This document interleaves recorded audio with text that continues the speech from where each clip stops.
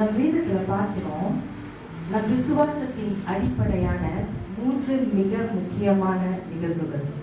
ஒன்றாவது என்னன்னா சிலுவை பாடுகள், இரண்டாவது இயேசு உயிர்த்தெழுதல், மூன்றாவது இயேசு கிறிஸ்துவின் 2ஆம் வருகை. இப்ப இன்றைக்கு நம்ம தியானித்துக் கொண்டு இருக்கிறது என்ன என்றால் சிலுவை பாடுகள், இயேசுவின் சிலுவை பாடுகள். 7 வார்த்தைகள் கேட்டோம். ஆண்டவர் சிலுவையில என்னென்ன வார்த்தைகள் பேசினார், அந்த வார்த்தைகளுக்குள்ள அர்த்தங்கள், இதை எல்லாவற்றையும் நாம் கேட்டோம். ஒரு விஷயம் நாம் சிந்தித்து பார்ப்போம். தேவனானவர் அந்த சிலுவையில இருந்து கடந்து போன அந்த பாடுகள், அந்த கஷ்டமான சூழ்நிலைகள். என்னோடு கூட சேர்ந்து 1 பேதுரு 2ஆம் அதிகாரம் 24, 25 இந்த வசனங்களை நாம் தியானிக்க போகிறோம். 24ஆம் வசனத்தை நான் உங்களுக்காக வாசிக்கிறேன். நம் பாவங்களுக்கு செத்து நீதிக்கு பிழைத்திருக்கும்படிக்கு அவர் தாமே தமது சரீரத்தினாலே நம்முடைய பாவங்களை சிலுவையிலே சுமந்தார், அவருடைய தழும்புகளினால் குணமானீர்கள். இந்த வசனத்தை 3ஆ நாம் ஆராய்ந்து பார்க்க போகிறோம். முதலாம் பாகம், அவர் தாமே தமது சரீரத்திலே நம்முடைய பாவங்களை சிலுவையிலே சுமந்தார். இன்றைக்கு அதை தான் நம்ம பார்த்து கொண்டு இருக்கோம் இல்லையா? கொஞ்ச நேரம் நம்ம யோசிச்சு பார்ப்போம், நம்ம ரிஃப்ளெக்ட் பண்ணி பார்ப்போம்.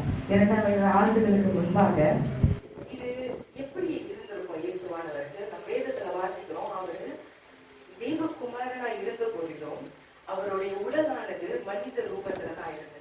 He was in the form of a man. அப்படின்னா இப்ப நம்ம எப்படி ஒரு மனித ரூபமா இருக்கிறோமோ, நம்மளை யாராச்சும் ஆரஞ்சா, நம்மளை யாராச்சும் அடிச்சா, கத்தி எடுத்து குத்துனா நம்மளுக்கு எப்படி வலிக்குமோ அப்படிதான் ஆண்டவருக்கும் அந்த டைம்ல இருந்திருக்கு. அந்த வலிகளே, அங்க இருக்கிறவங்க எல்லாம் அவரை முள்முடி சூட்டும் பொழுது, ஈட்டி எடுத்து குத்தும் பொழுது, சாட்டையில அடிக்கும் பொழுது, அந்த வலியானதை தேவன் நம்ம எப்படி கடந்து போயிருப்போமோ அந்த மாதிரிதான் ஒரு மனித ரூபத்துல அவர் அந்த இடத்துல கடந்து போனார். இதோ நம்ம ஒரு தவறு செய்யும் போது, ஏதாவது நம்ம ஒரு தவறு செஞ்சோம்னா அந்த தவறு நம்மளுக்கு எவ்வளவு ஒரு வலியை உண்டாக்கும். நிறைய பேர் இப்போ உலகத்துல நம்ம கேள்விப்படுறோம், நிறைய பேர் ஒரு பிரச்சனையை தாங்க முடியாம, ஒரு சூழ்நிலையை தாங்க முடியாம தற்கொலை பண்ணிக்கிறாங்க. சூசைட். அது எதனால? அவங்களால அதிகமான அந்த வலியை தாங்க முடியாத ஒரு சூழ்நிலை கடந்து வருகிறபடினால்தான் அவங்க இதை எடுக்கிறாங்க, இந்த முயற்சி எடுக்கிறாங்க. ஆனா நம் தேவன் நம்மளுக்காக அந்த சிலுவையில தொங்கும் பொழுது ஒருத்தருடைய பாவத்தை மாத்திரம் அவர் சுமக்கல.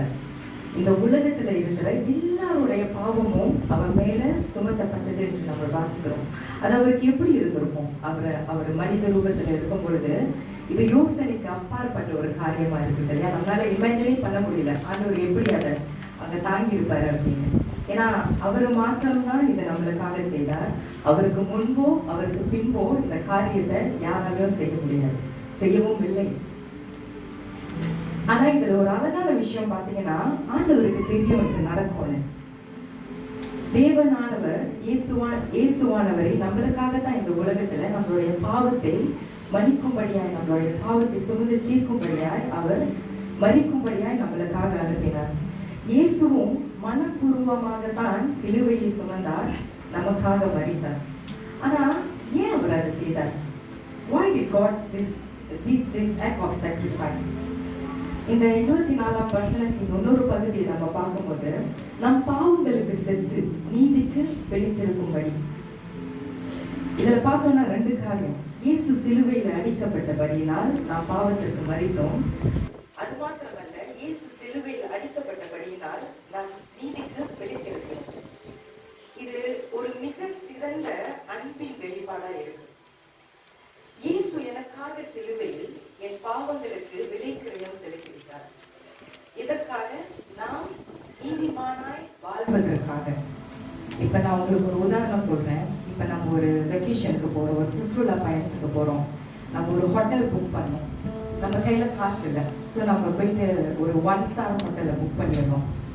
அந்த 1 ஸ்டார் ஹோட்டலை புக் பண்ணிட்டு வெக்கேஷனுக்கு ப்ரிப்பேர் பண்ணும்போது நம்ம தகப்பன் கேள்விப்படுறாரு, என்ன வெக்கேஷனுக்கு போகிறாங்க, 1 ஸ்டார் ஹோட்டல்லாம் புக் பண்ணாங்களா? சரி, நம்மகிட்ட காசு இருக்குது, நம்ம அவங்களுக்கு ஒரு 5 ஸ்டார் ஹோட்டலை புக் பண்ணி கொடுக்குறோம். நம்ம பையன் தான் நல்லா போயிட்டு என்ஜாய் பண்ணிட்டு வரணும்னு சொல்லிட்டு ஒரு 5 ஸ்டார் ஹோட்டல் புக் பண்ணி கொடுக்குறாரு. ஸோ இப்போ நம்ம இது தெரியும் போது நம்ம அடம் பிடிப்போமா? இல்லை, நான் 1 ஸ்டார் தான் புக் பண்ணேன், அதனால நான் போய் கஷ்டப்பட்டுட்டு வெக்கேஷன் போயிட்டு வரேன் அப்படி சொல்ல மாட்டோம்ல. 5 ஸ்டார் ஓசியில் கிடச்சிருக்கு, நம்ம அப்பா நம்மளுக்கு புக் பண்ணி கொடுத்துருக்காங்க. ஸோ நம்ம போய் சந்தோஷமாக என்ஜாய் பண்ணிட்டு வருவோம். அவங்க நம்மளுக்கு புக் பண்ணி கொடுத்ததுக்கு நன்றியுள்ள இருதயத்தோட நம்ம போயிட்டு நல்லா ஜாலியாக இருந்துட்டு வருவோம். ஆமாவா இல்லையா? ஸோ தேவனானவர் நம்மளுக்காக சிலுவையில மரித்தார். எதுக்கு மரித்தார்னா நம் பாவத்திற்கு செத்து நீதிக்கு பிழைக்கும்படியார். ஆனா ஏன் நிறைய நேரத்துல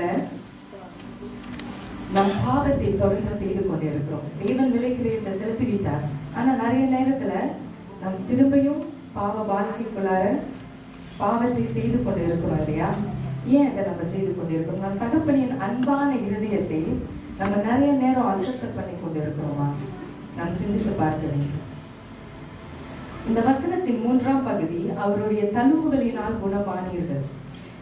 1 பேதுரு 2ஆம் அதிகாரம் 11 23வது வசனம் வரைக்கும் நீங்க வாசிச்சு பார்த்தீங்கன்னா அதுல என்ன போட்டிருக்கோம்னா, மனிதனுடைய அதிகாரத்திற்கும் எஜமான்களுக்கும் படிந்திருங்கள் அப்படின்ற அந்த ஃபுல் பேசேஜ்ல நம்ம படிப்போம். நீங்க பாத்தீங்கன்னா நிறைய நேரத்துல இந்த உலகத்துல நடக்கிற காரியங்கள் ரொம்ப அநியாயமா இருக்கும், அன்ஜஸ்டா இருக்கும். எப்படின்னாக்கா, எக்ஸாம்பிள், நம்ம வேலை இடத்துல நம்ம ஒரு 20 வருஷம் அங்க வேலை செஞ்சு கொண்டு இருப்போம். 2 வருஷம் தான் பூந்துருப்பாங்க, ஆனா ப்ரொமோஷன் பற்றி அவங்ககிட்ட கொடுத்துருவாங்க. அப்ப நம்மளுக்கு என்ன தோணும்னா, நான் 20 வருஷம் இவ்வளவு உழைப்பு இவ்வளவு கஷ்டத்தை நான் போட்டு இங்க வேலை செய்யறேன், ஆனா என்னோட உழைப்புக்கு என்னோட கஷ்டத்துக்கு கொஞ்சம் கூட தகுதியற்றவானா நானே, இப்படி அநியாயம் பண்றாங்க, இப்படி நம்மளுக்கு தோணும். ஆமா இல்லையா? இந்த அநியாயம் வேதத்துல ஒன்னொருத்தருக்கும் நடந்துச்சு. யாருக்கு? இயேசுவானவருக்கு. ஒரு பாவமும் அறியாதவர், ஆனா நம்மளுக்காக அவர் சிலுவையிலே அடிக்கப்பட்டு சிலுவையிலே சுமந்தார்.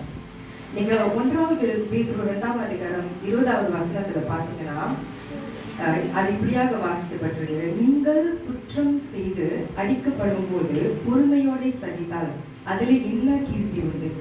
நீங்கள் நன்மை செய்து பாடுபடும் போது பொறுமையோட சகித்தால் அதுவே தேவனுக்கு முன்பாக திருதியாய் இருக்கிறது.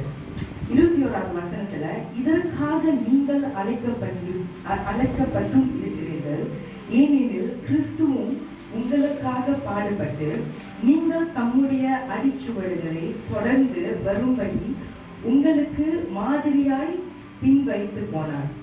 அதாவது கிறிஸ்துவானவர் நம்மளுக்கு ஆல்ரெடி ஒரு எக்ஸாம்பிள் செட் பண்ணிட்டு போயிட்டாரு. என்னன்னாக்கா, அவர் சிலுவையில அடிக்கப்படும் போது அவர் அதுக்கு தகுதியானவர் அல்ல, இருந்தாலும் அவரை சிலுவையிலே போட்டார்கள். அப்படி என்றால் கிறிஸ்துவ ஜீவியமானது நிறைய நேரத்துல நியாயமா இருக்க போறதில்லை, நம்மளுக்கு பிடிச்ச மாதிரி இருக்க போகிறதில்லை.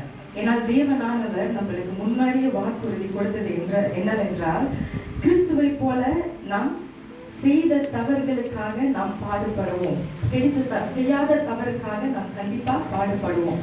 இதுதான் தேவனானவர் நம்மளுக்காக முன்னுரிமை கொடுத்து வச்சிருக்காங்க. ஸோ பாடுபடும் பொழுது நம்ம உலகத்துல கடந்து போற இந்த கஷ்டங்கள், இந்த பாடுகள், நம்ம பிரச்சனைகள், இதெல்லாம் நான் கடந்து போகும்போது ஒரு விஷயம் நம்மளுக்கு உறுதி உண்டு. 1 பேதுரு 2:24 கடைசி பகுதியில சொன்ன போல, அவருடைய தழும்புகளினால் குணமானீர்கள். இந்த பாடுகள் உண்டு, நம்மளுக்கு பிரச்சனைகள் உண்டு, நம் கடந்து போகிற பாதை கடினமா இருக்க போகிறது. ஆனால் தேவனானவர் நம்மளுக்கு கொடுத்த வாக்குறுதி என்னவென்றால், அவருடைய தழும்புகள் நம்மை சுகப்படுத்தும். நம்ம நிறைய நேரத்துல நம்மளுடைய வாழ்க்கைய நம்மளுடைய இஷ்டத்துக்கு பிரகாரம் வாழணும்னு நம்ம நினைப்போம். இப்ப சோசியல் மீடியால கூட சில கோட்ஸ் எல்லாம் இருக்கும், மை லைஃப் மை ரூல், இதெல்லாம் நம்ம கேள்விப்பட்டிருப்போம். நம்மளே சில சமயம் நம்மள அறியாம இந்த காரியத்தை நம்ம செயல்படுத்தியிருப்போம். என்னோட வாழ்க்கை ஒரு தடவை தான் நான் வாழ போறேன், என் இஷ்டத்துக்கு தான் நான் வாழ்வேன் அப்படின்னு. ஆனா இந்த ஜனமே நம்ம ஒரு விஷயத்தை இன்றைக்கு ஞாபகப்படுத்தி கொள்ளணும். என்னன்னாக்கா, இது ஒரு வாழ்க்கை தான், ஆனா இந்த வாழ்க்கைக்கு தேவனானவர் நம்மளுக்கு விலைக்கிரயம் செலுத்திவிட்டார். நம் வாழுகிற வாழ்க்கை, நம் வாழுகிற ஜீவியமானது இயேசுக்குரியது. So my life my rule இல்லை, இது காட்ஸ் ரூல். அதாவது இயேசுவின் கட்டளையின் பிரகாரம் நம் வாழ்க்கையை வாழ வேண்டும் என்று தேவன் நம்மளுக்கு கற்றுக் கொடுத்திருக்கிறார். நீங்க தேவனை பின்பற்றுகிறவர்களா இருந்தால், கிறிஸ்து உங்கள் இயேசு கிறிஸ்துவானவரை நாம் பின்பற்றுகிறவர்களா இருந்தால், நம் வாழ்கிற வாழ்க்கையானது தேவனுக்கு பிரியமான வாழ்க்கை, தேவன் கற்றுக் கொடுக்கிற வாழ்க்கையாய் தான் இருக்க வேண்டும். ஆமென். 1 பேதுரு 2:25 ஆண்டவரை அறியுறதுக்கு முன்பாக சிதறுண்ட ஆடுகளை போல் இருந்தீர்கள், இப்பொழுது உங்கள் ஆத்துமாக்களுக்கு மெய்ப்பெரும் கண்காணியருமாய் உள்ளவரிடத்தில் திரும்பி இருக்கிறீர்கள். அதாவது ஆண்டவரை அறிவதற்கு முன்னாடி வழி தெரிந்த ஆடுகளை போல, அதாவது ஒரு நோக்கம் இல்லை, ஒரு பர்பஸ் இல்லை, எங்க போறோன்னே தெரியல, அப்படி சுத்தி தெரிஞ்சுக்கிட்டு இருந்தோம். ஆனா இப்ப தேவனானவர் எனக்காக சிலுவையில மரித்தார். அவர் அடிக்கப்பட்டது, நொறுக்கப்பட்டது எல்லாம் என்னுடைய பாவத்திற்காக. நான் நித்திய ஜீவனை அடையும் படிக்கு, நான் மறுரூபமாகும் படிக்கு, என்னுடைய வாழ்க்கையை அவரிடத்துல சமர்ப்பிக்கும் படிக்கு தேவனானவர் என்னை அழைத்திருக்கிறார். அவர் தான் நம்முடைய மீட்பர், அவர் தான் நம் கண்காணியானவராய் இருக்கிறார். இதோ இந்த நேரத்துல நம்ம தேவனுடைய பாடுகளை கேட்கும் பொழுது கூட இயேசு கிறிஸ்துவானவர் எனக்காக மரித்தார் என்ற அந்த ரட்சிப்பை நாம் பெற்றுக்கொண்டு நமக்காக சிலுவையில மரித்த இயேசுவுக்காய், நம்மேல் அன்பு வைத்த இயேசுவுக்காய், அந்த அன்பின் இருதயத்திற்காய் நாம் இன்றைக்கு என்ன மறுமொழி கொடுக்க போகிறோம்? தேவன் எல்லாத்தையும் நம்மளுக்காக செய்து விட்டார். ஆனா நாம் பதிலுக்கு தேவனுக்கு என்ன செய்ய போகிறோம்? நம் வாழ்க்கையை அவருக்கு ஒப்பு கொடுக்க வேண்டும். கண்களை மூடி என்னோடு கூட சேர்ந்து ஒரு சின்ன ஜபத்தை சொல்லுவோம். ஆண்டவரே, இன்றைக்கு நாங்கள் தியானித்த ஆண்டவரே இந்த 7 வார்த்தைகள், நீர் சிலுவையில பட்ட இந்த பாடுகள் எங்களுக்காக அடிக்கப்பட்டு, எங்களுக்காக நொறுக்கப்பட்டு, எங்களுக்காக சிலுவையில் அடிக்கப்பட்டு ஆண்டவரே அப்பா, நீர் பிதா சொன்னபடி பிதாவின் வார்த்தைக்கு கீழ்ப்படிந்து இந்த உலகத்திற்கு வந்து ஜீவனை விட்டு எங்களை மீட்டுக் கொண்டீர். இந்த நேரத்துல ராஜாவே, நீர் எப்படி கீழ்ப்படிந்தீரோ அதே போல அப்பா நாங்கள் எங்களுடைய அன்றாட வாழ்க்கை உம்முடைய வார்த்தைக்கு கீழ்ப்படிந்து எங்கள் வாழ்க்கையை வாழ்வதற்கு தேவன் உதவி செய்கிறார்.